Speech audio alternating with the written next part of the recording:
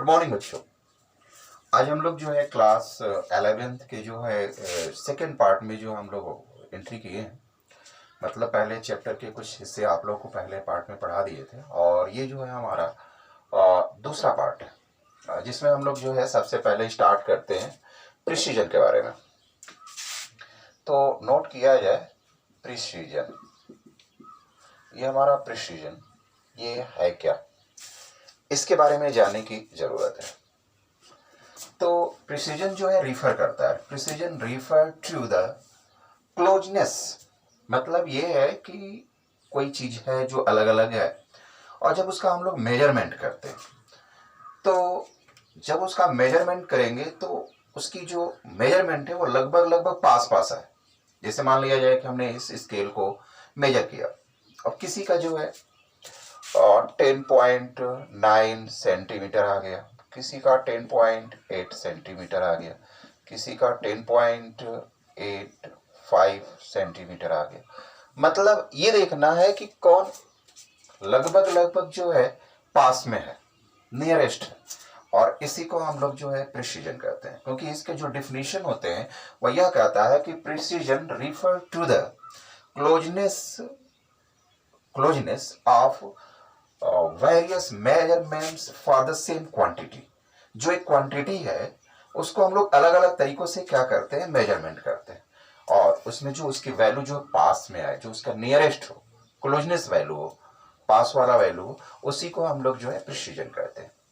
इसी से एक मिलता जुलता जो है एक वर्ड है एक्यूरेसी। एक्यूरेंसी जिसको कहते हैं। अब मान लिया जाए कि हमारा ये स्केल जो है 10 सेंटीमीटर का, अब ये 10 सेंटीमीटर का है और हमने क्या किया, इसको मेजर किया।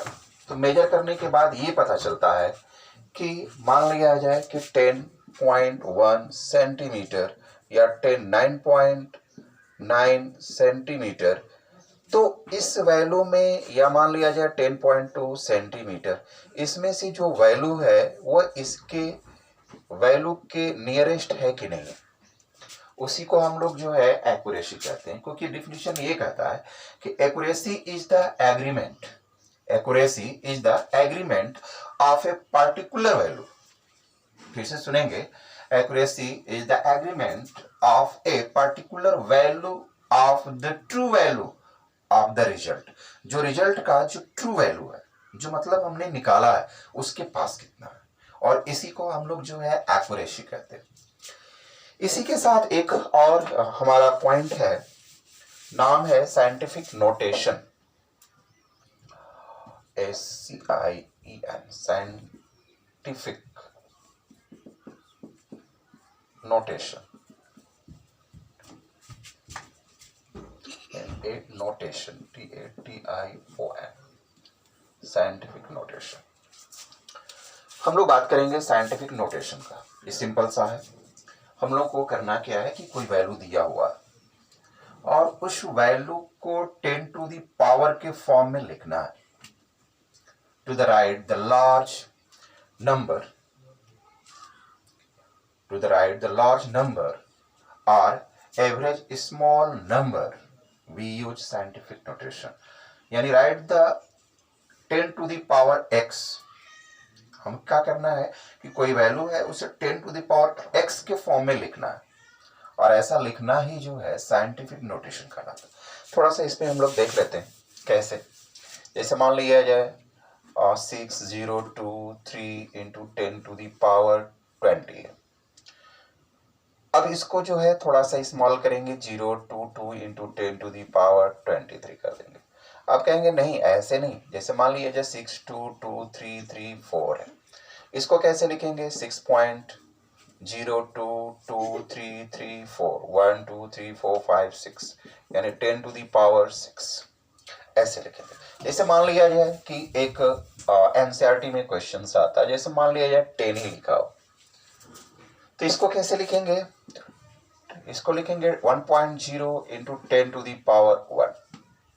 या मान लिया जाए 5 ही है, तो इसको कैसे लिखेंगे, इसको लिख सकते हैं 5 इंटू 10⁻0, क्योंकि 10⁻0 की वैल्यू 1 होती है, यानी 5 इंटू 1 इक्वल टू 5। मतलब इसकी वैल्यू में कोई चेंज नहीं होनी चाहिए, बस हमें क्या करना है 10 के फॉर्म में लिखना होता है, और इसी को हम लोग जो है साइंटिफिक नोटेशन करते हैं।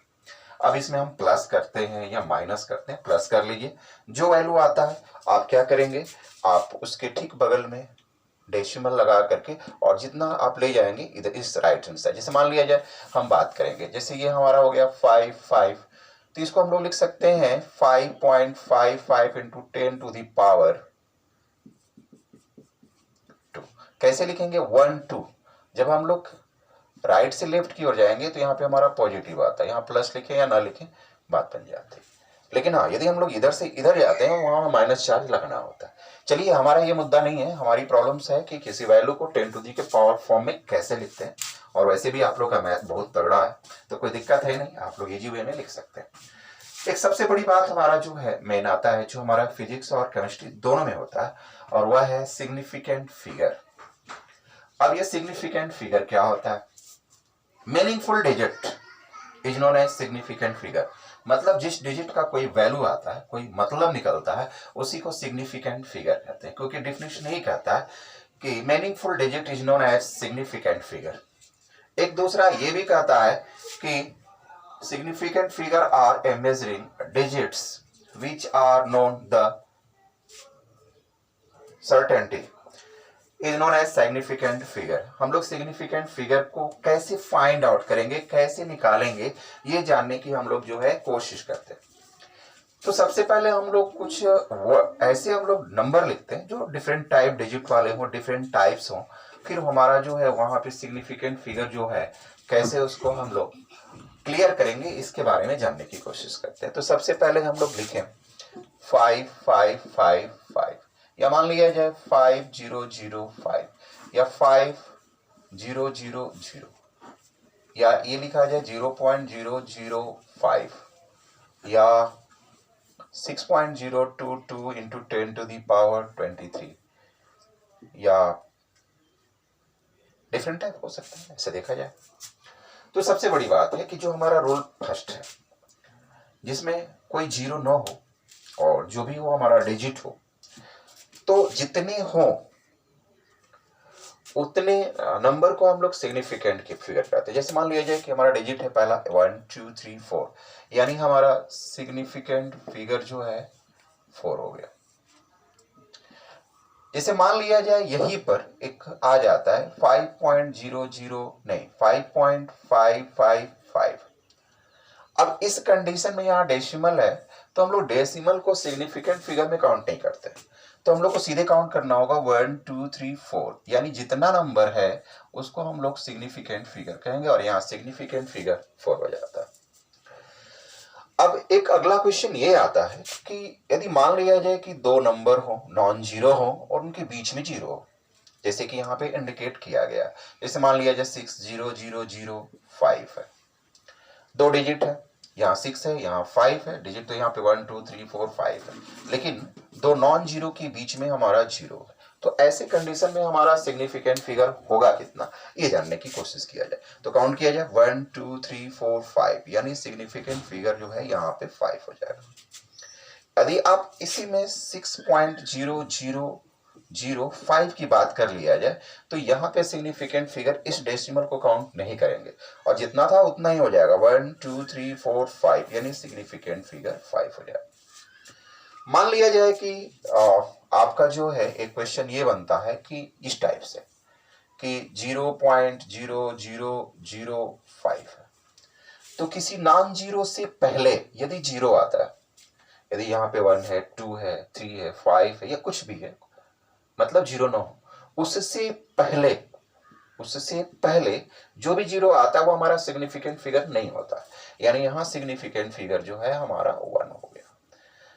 एक क्वेश्चन ये भी बनता है, जैसे मान लिया जाए 5000। अब ऐसे कंडीशन में हमारा जो सिग्निफिकेंट फिगर है, दो तरीकों से हम लोग जो है यहाँ पे हम लोग बात करेंगे। यहाँ पे हम लोग डेसिमल लगा लिया जाए, यहाँ डेसिमल नहीं। जब डेसिमल है तो ऐसे कंडीशन में हमारा सिग्निफिकेंट फिगर जो है जीरो भी हो जाता है, यानी 1 2 3 4, ये इस टाइप का एक क्वेश्चन जो है हमारा एनसीईआरटी में है। दूसरा है हमारा 5, ये 000 यहाँ पर है, मतलब ये जीरो जो है सिग्निफिकेंट फिगर नहीं होगा और यहाँ पर हमारा हो जाएगा ऊपर।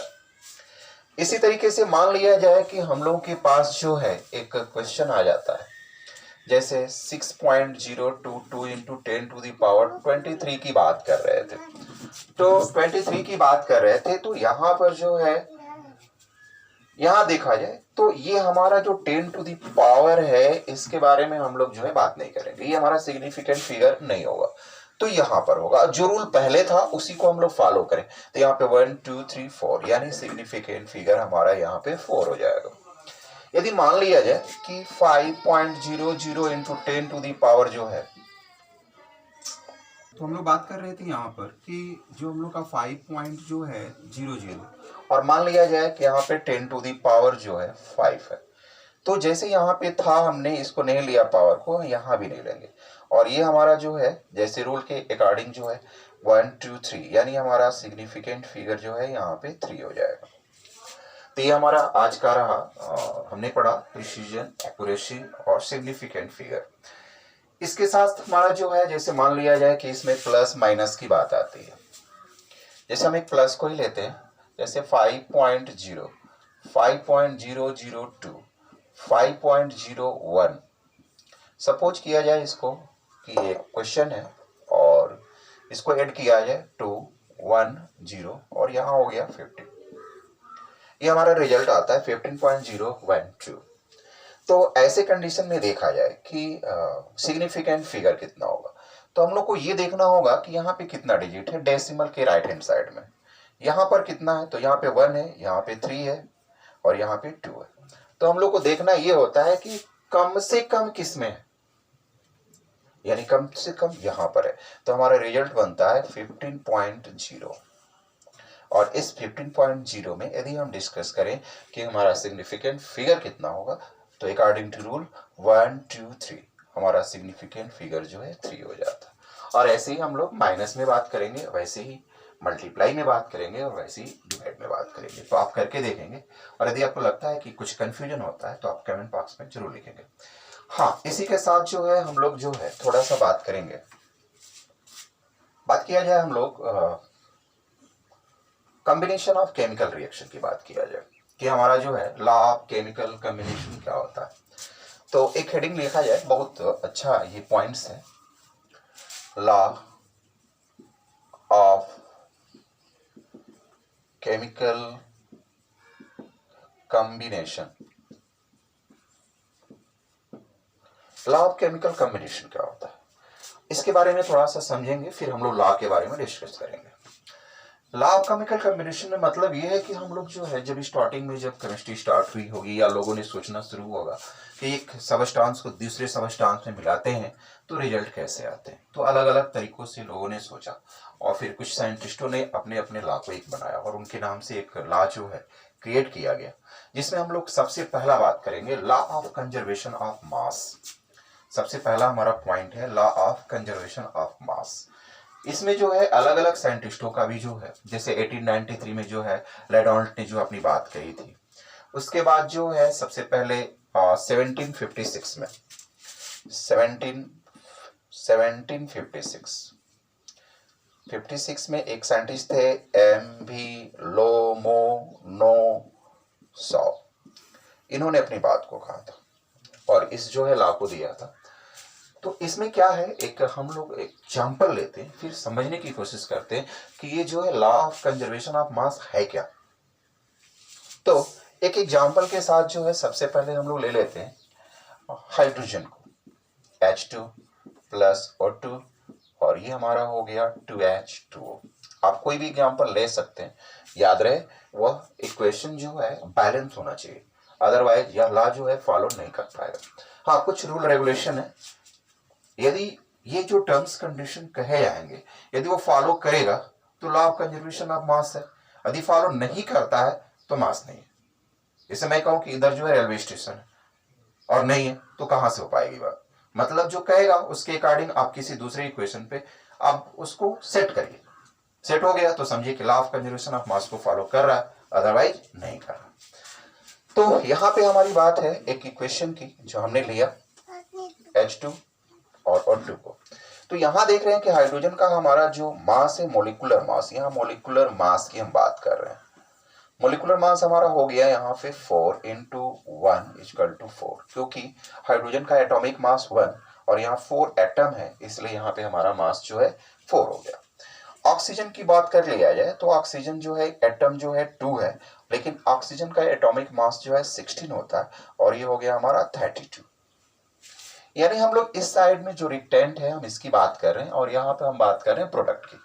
तो रिएक्टेंट में हमारा जो है हाइड्रोजन का मास 4 और ऑक्सीजन का मास 32 और दोनों को इंक्लूड करेंगे तो ये हमारा हो जाएगा 36। इसी तरह से इस साइड में देखते हैं तो हाइड्रोजन का हमारा 1 इंटू 2 प्लस 16, यानी 2 इंटू 2 और ब्रैकेट में हमारा हो गया 2 प्लस 16, ये हो गया 2 इंटू 16 और 2 18, यानी ये हो गया 36। हम ये देख रहे हैं यहाँ पे रिएक्टेंट का जो मास है वो 36 है और प्रोडक्ट का 36, यानी हमारा डेफिनेशन बन गया। The total mass of the reactant is equal to the total mass of product is known as law of conservation of mass। फिर से सुनने की कोशिश करेंगे कि total mass of the reactant is equal to the total mass of the product is known as law of conservation of mass। ये according to जो है हम लोगों का एम बी लोमोनोव, इस पे जो है लेडांटे भी अपनी बात को कही थी, उन्हें एक्सपेरिमेंट किया था। तो इसी से हम लोग आगे बढ़ते हैं। एक है next point, law of definite proportion, जिसको हम लोग लॉ ऑफ कांस्टेंट प्रोपोर्शन भी कहते हैं। कांस्टेंट प्रोपोर्शन, उसको देखा जाए, law of constant proportion, law of constant proportion. तो इसके बारे में भी जाना जाए। एक साइंटिस्ट थे 1797 में जोसेफ प्राउस्ट, नेम था जोसेफ प्राउस्ट। अब इस जोसेफ प्राउस्ट ने क्या कहा, तो इनका ये कहना है कि कोई भी सबस्टांस है, जैसे मान लीजिए हम कंपाउंड की बात कर लें और कार्बन डाइऑक्साइड की बात करें, तो कार्बन डाइऑक्साइड हम लोग कैसे बना सकते हैं? तो कार्बन डाइऑक्साइड हम लोग कोयले को जला करके हम लोग बना सकते हैं, क्योंकि कार्बन जो ऑक्सीजन के साथ रिएक्ट करके कार्बन डाइऑक्साइड। हम लोग कपड़े को भी जला के बना सकते हैं, हम लोग जो है लकड़ी को भी जला के बना सकते हैं, तमाम चीजें जिससे हम लोग कार्बन डाइऑक्साइड बना सकते हैं। लेकिन सबसे बड़ी बात है कि हर एक कंडीशन में कार्बन डाइऑक्साइड जो बन रहा है उसका फॉर्मूला क्या लिखेंगे? CO2। आप किसी भी प्रोसेस से बनाए, कहीं भी बनाए, जहां चाहे वहां बनाए, लेकिन फार्मूला हमारा क्या होगा? CO2। और इस कंडीशन में देख रहे हैं कि कार्बन का मास जो है 12 और यहाँ पे हमारा जो है ऑक्सीजन का जो है 32, यानी हो गया 3:8 कि कार्बन डाइऑक्साइड है तो यहाँ पे हमारा कार्बन 1 है और यहाँ पे ऑक्सीजन जो है हमारा 2 है, यानी यहाँ पे जो रेशियो है मिलने का एटम का वह 1:2 है। और यहाँ पे यदि हम बात करें CO2, तो यहाँ मास हमारा जो है 12 हो गया और यहाँ पे हमारा 32, यानी किसी भी रेशियो से नहीं मिला करके हम लोग CO2 बना सकते हैं, लेकिन यहाँ पे फिक्स है 12:32। मतलब जो हमारा कंपाउंड है उसमें जो पार्टिसिपेट एटम है वह एकदम पूरी तरह से कांस्टेंट रहेंगे, पूरी तरह से फिक्स रेशियो बाय मास वह इंक्लूड रहेंगे, और इसी को हम लोग कहते हैं लॉ ऑफ कांस्टेंट प्रोपोर्शन। इसके साथ हमारा आता है लॉ ऑफ मल्टीपल प्रोपोर्शन। तो लॉ ऑफ मल्टीपल प्रोपोर्शन क्या है, इसके बारे में थोड़ा सा हम लोग जानने की कोशिश करें, एकदम आसानी से समझ में आएगा। लॉ ऑफ मल्टीपल प्रोपोर्शन करना क्या है, हम लोगों को कि एक एटम लेना, 2 एटम लेना। हमने 2 एटम ले लिया, एक कार्बन लिया और एक ऑक्सीजन लिया। कार्बन का जो है कंडीशन ये है कि दोनों एटम को मिला करके कंपाउंड बनाना है, तो यह हमारा बन गया CO, और यहां हम मिला करके बनाएंगे तो बनेगा हमारा CO2। और भी कंपाउंड बन सकते हैं, बनने की कोशिश किया जाए तो बहुत से कंपाउंड बन सकते हैं। तो ऐसे कंडीशन में हमारे पास 2, यानी कि हमें लेना है 2 एटम, 2 एटम से हमें जो है more than two or more than two, यानी दो या दो से अधिक जो है कंपाउंड को लेना, और फिर ये देखना है कि उनका जो है मास रेशियो क्या है। तो मास रेशियो हम जब देख रहे हैं यहाँ पे कार्बन का 12 हो गया, ऑक्सीजन का जो है 16 हो गया, यानी कि 3:4 हो गया। यहाँ पे हम कार्बन की बात करेंगे तो यहाँ 12 हो गया और ऑक्सीजन का 32, यानी कि 3 जो है 8 हो गया। हम लोगों ने क्या किया कि दो एटम को लिया, एटम को आपस में मिलाकर के more than two compound, two और मोर देन टू कंपाउंड जो है क्रिएट किया। हम ये देख रहे हैं कि यहाँ पर जो है कार्बन का और यहाँ पे कार्बन का, दोनों में कार्बन का जो मास है, एटॉमिक मास है, सेम टू सेम है, लेकिन जब दूसरा वाला है वह 4:8 यानी 1:2 एक सिंपल फॉर्म में, और इसी को हम लोग जो है लॉ ऑफ मल्टीपल प्रोपोर्शन कहते हैं, यानी कि when take a two atom combined to each other to form more than two compounds and one atom's mass is equal and another is a simple ratio। मतलब ये है कि हमारा जो है दो कंपाउंड है, उनमें से एक का कार्बन का जो है 3 है, यहाँ भी कार्बन का 3 है, लेकिन जो दूसरे वाले में है एक सिंपल रेशियो है। इसी को हम लोग जो है लॉ ऑफ कांस्टेंट प्रोपोर्शन कहते हैं। एक एग्जांपल और लेते हैं नाइट्रोजन का। इसे मान लिया जाए कि हम लोग जो है N2O को ले लें, N2O ले लिया जाए NO, या ऐसे बना लिया जाए NO, N और O से मिलाकर के हम लोगों ने NO बना लिया, N2O बना लिया जाए NO, N2O3 बना लिया जाए, N2O NO N2O3, इसके तो हम लोग जो है यहाँ N और O को मिला करके N2O NO N2O3 और NO2 एक और बना लिया जाए। हम लोग जो है एक लेते हैं हम लोग N2O5 को, हम लोग जो है 1 2 3 4 ये 5 कंपाउंड बना लिए। तो एक एक करके हम लोग जो है जैसे हम लोग N2O की बात किए थे, तो यहाँ हम ये देख रहे हैं कि N जो है हमारा 14 होता है, तो ये हो गया हमारा 28 और ऑक्सीजन का हो गया 16, यानी कि 7:4। यदि हम लोग जो है NO की बात करें तो यहाँ पर हमारा N जो है 14 हो गया और ऑक्सीजन जो है 16 हो गया, यानी कि 7:8 का हो गया। इसी तरह से जो है हम लोग यहाँ पे N2O3 की बात करेंगे तो N2O3 में जो है N2O3 में N जो है हो गया हमारा 28 और ऑक्सीजन हो गया हमारा कितना 16 3 48, यानी कि 7:12 हो गया। बात किया जाए NO2 की तो इसमें N जो है 14 हो गया और ये हमारा जो है 32 हो गया, यानी कि हो गया 7:16। यहाँ लिया जाए N2O5 की बात किया जाए तो N जो है 28 हो गया और ऑक्सीजन 80 हो गया, यानी कि हो गया 7:20। अब आप ये देखने की ये कोशिश करें कि हमारा जो है नाइट्रोजन जो है 7 यहाँ पर है, यहाँ पर 7 है, यहाँ पर 7 है, यहाँ पे 7 है, यहाँ पे 7, यानी जितने भी कंपाउंड बने नाइट्रोजन से उसमें नाइट्रोजन का मास जो है सेम टू सेम है। लेकिन ऑक्सीजन के रेशियो की बात किया जाए तो यहाँ हमारा 4 है, 4 हो गया, 4 रेशियो, यहाँ देख रहे हैं कि 8 हो गया, फिर यहाँ देख रहे हैं कि हमारा 12 हो गया, यहाँ देख रहे हैं हमारा 16 हो गया, यहाँ देख रहे हैं 20 हो गया। एक सिंपल फॉर्म में लाया जाए 1:2:3:4:5, एक सिंपल फॉर्म में, सिंपलेस्ट फॉर्म में, और इसी को हम लोग जो है लॉ ऑफ मल्टीपल प्रोपोर्शन के नाम से जानते हैं। इसके साथ हमारा एक और लॉ आता है गैलू-शाक लॉ। अब गैलू-शाक लॉ में जो है हम लोग डिस्कस कर लिया जाए कि गैलू-शाक लॉ है क्या, और नाम से ही पता चल रहा है कि इस लॉ को गैलू-शाक ने दिया था। हाँ, लॉ ऑफ मल्टीपल प्रोपोर्शन की बात कर रहे थे तो उन्होंने 1803 में डाल्टन ने दिया था। अब गैलू-शाक की बात करते हैं तो करना क्या है कि हमें कुछ गैसियस स्टेट में एक केमिकल रिएक्शन को लिया जाए।